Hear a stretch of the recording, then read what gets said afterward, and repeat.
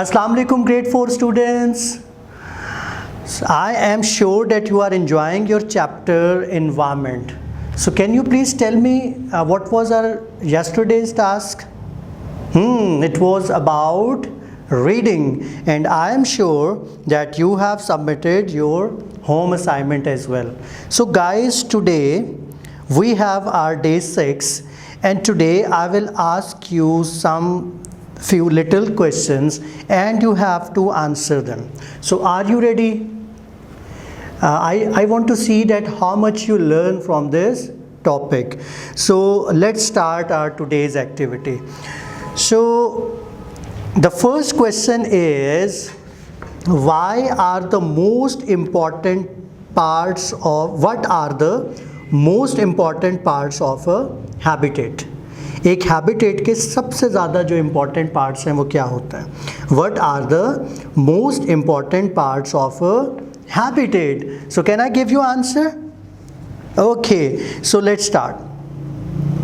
The most important parts of a habitat are water, food, shelter and space.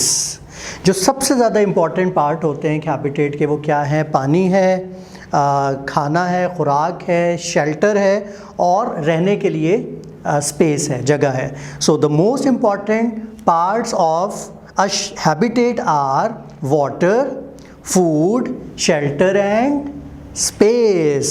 Okay, so let's move on our next question, and the next question is, why producers make up the largest number of an ecosystem? So the question is, why producers make up the largest number of an ecosystem? So what is the answer? What do you think?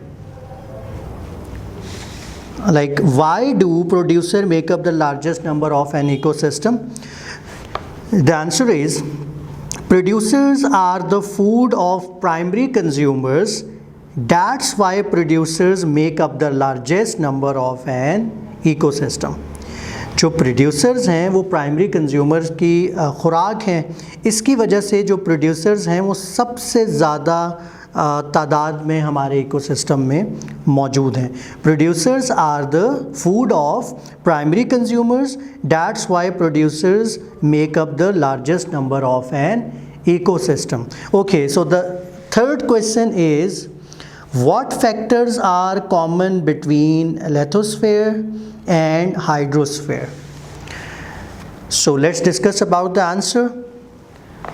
The solid earth we live in is called lithosphere, while hydrosphere is all the water found on earth. Rocks, some birds are common between lithosphere and hydrosphere. जिस solid earth के ऊपर हम रहते हैं उसको lithosphere कहते हैं, ठीक है. और हाइड्रोस्फेयर क्या है? Is all the water found on earth, जितना भी पानी ज़मीन के ऊपर मौजूद है. अर्थ, रॉक्स, बर्ड्स, ये कॉमन है between lithosphere and hydrosphere. Okay, question number 4 is, what will happen if the biotic and abiotic balance is disturbed? क्या होगा अगर एबायोटिक एंड बायोटिक जो बैलेंस है वो मुतासर हो जाए? What will happen if the biotic and abiotic balance is disturbed? So the answer is, the balance between abiotic and biotic factors must be maintained all the time. Life ends when the abiotic factor are damaged over a long period. Abiotic और biotic का balance रहना इंतहाई ज़्यादा ज़रूरी है. अगर ऐसा नहीं होगा तो ज़िंदगी ख़त्म हो जाती है अगर ये डैमेज बहुत लंबे अरसे तक चलता रहे. The balance between abiotic and biotic factors must be maintained all the time. Life ends when the abiotic factor are damaged over a long period. So guys, I hope that you understand all the answers. Now you have to repeat it again. So what is your home assignment today?